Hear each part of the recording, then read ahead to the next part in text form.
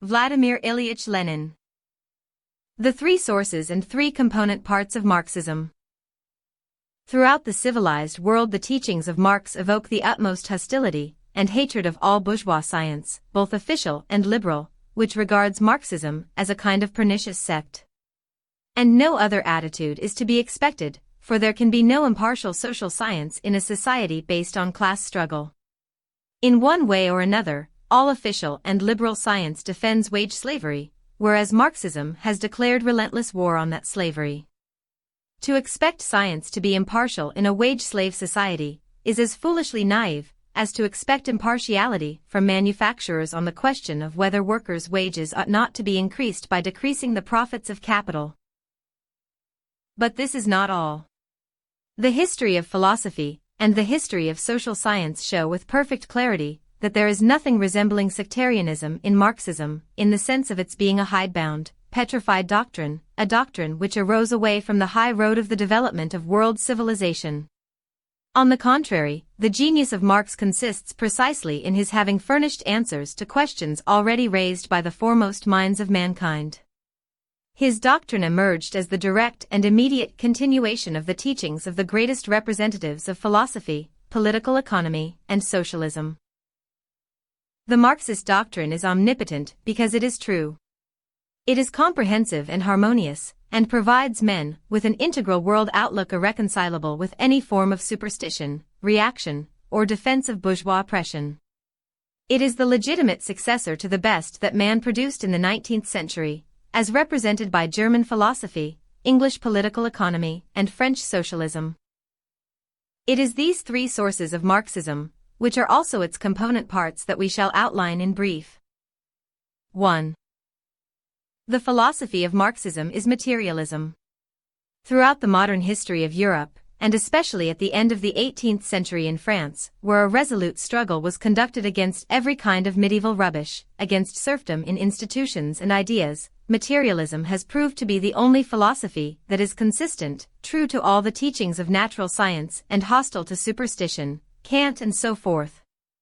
The enemies of democracy have, therefore, always exerted all their efforts to refute, undermine, and defame materialism, and have advocated various forms of philosophical idealism, which always, in one way or another, amounts to the defense or support of religion. Marx and Engels defended philosophical materialism in the most determined manner, and repeatedly explained how profoundly erroneous is every deviation from this basis. Their views are most clearly and fully expounded in the works of Engels, Ludwig Feuerbach, and Anti-Düring, which, like the Communist Manifesto, are handbooks for every class-conscious worker. But Marx did not stop at 18th-century materialism. He developed philosophy to a higher level. He enriched it with the achievements of German classical philosophy, especially of Hegel's system, which in its turn had led to the materialism of Feuerbach. The main achievement was dialectics, i.e., the doctrine of development, in its fullest, deepest, and most comprehensive form, the doctrine of the relativity of the human knowledge that provides us with a reflection of eternally developing matter.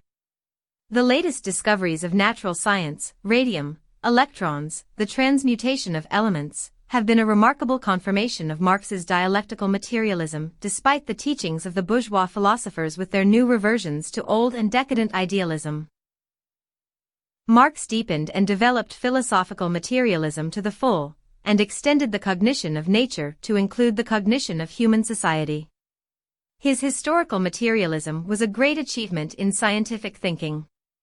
The chaos and arbitrariness that had previously reigned in views on history and politics were replaced by a strikingly integral and harmonious scientific theory, which shows how, in consequence of the growth of productive forces, out of one system of social life another and higher system develops, how capitalism, for instance, grows out of feudalism. Just as man's knowledge reflects nature, i.e., developing matter, which exists independently of him, so man's social knowledge, i.e., his various views and doctrines, philosophical, religious, political, and so forth, reflects the economic system of society. Political institutions are a superstructure on the economic foundation. We see, for example, that the various political forms of the modern European states serve to strengthen the domination of the bourgeoisie over the proletariat. Marx's philosophy is a consummate philosophical materialism, which has provided mankind, and especially the working class, with powerful instruments of knowledge. 2. Having recognized that the economic system is the foundation on which the political superstructure is erected, Marx devoted his greatest attention to the study of this economic system.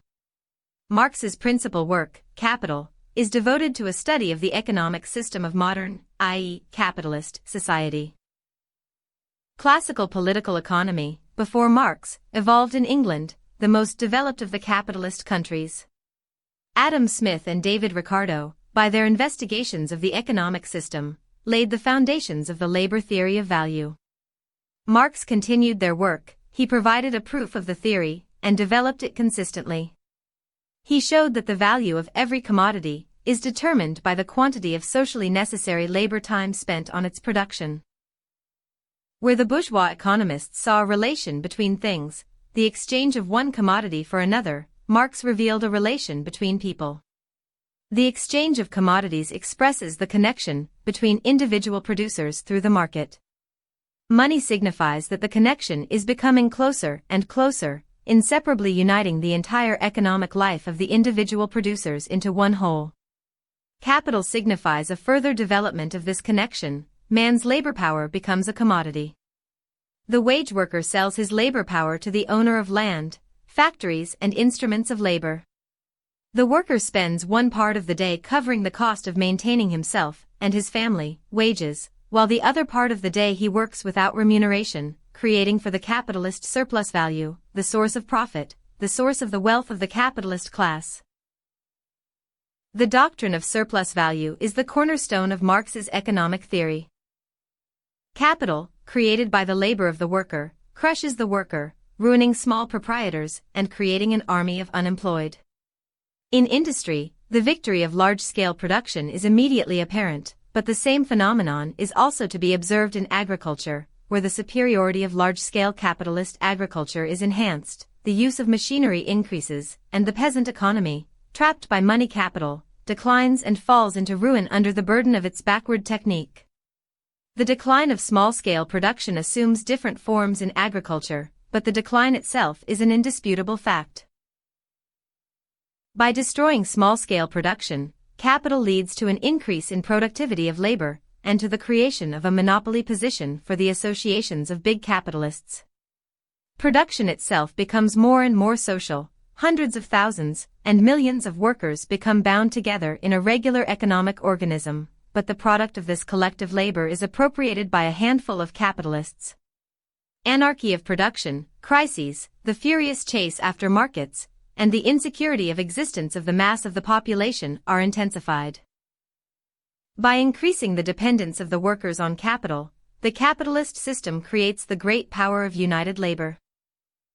Marx traced the development of capitalism from embryonic commodity economy, from simple exchange, to its highest forms, to large-scale production.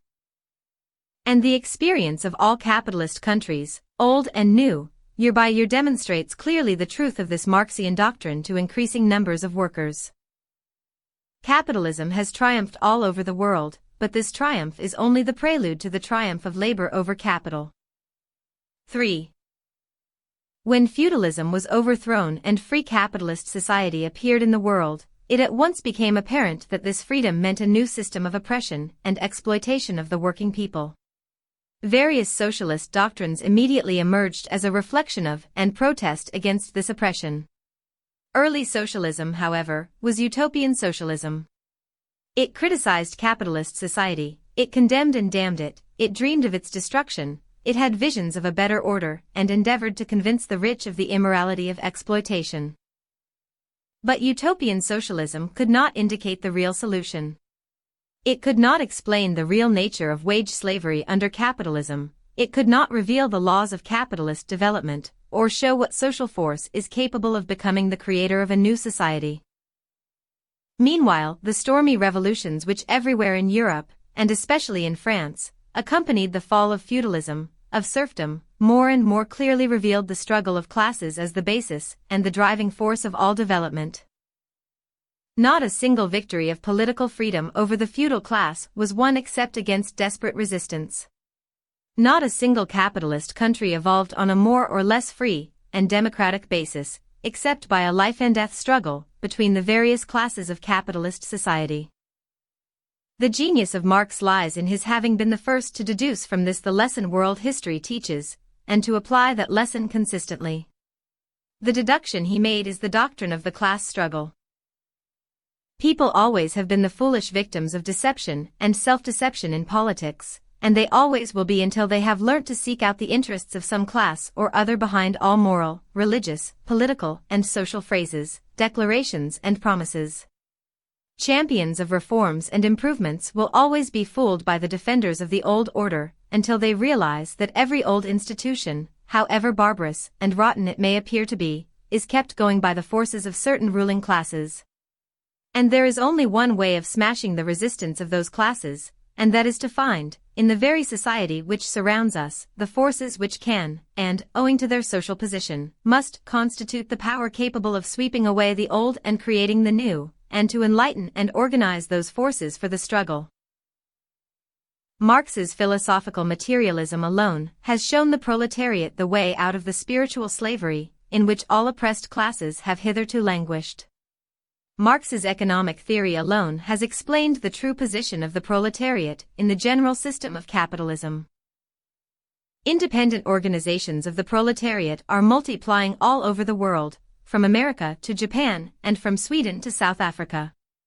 The proletariat is becoming enlightened and educated by waging its class struggle. It is ridding itself of the prejudices of bourgeois society. It is rallying its ranks ever more closely, and is learning to gauge the measure of its successes. It is steeling its forces, and is growing irresistibly.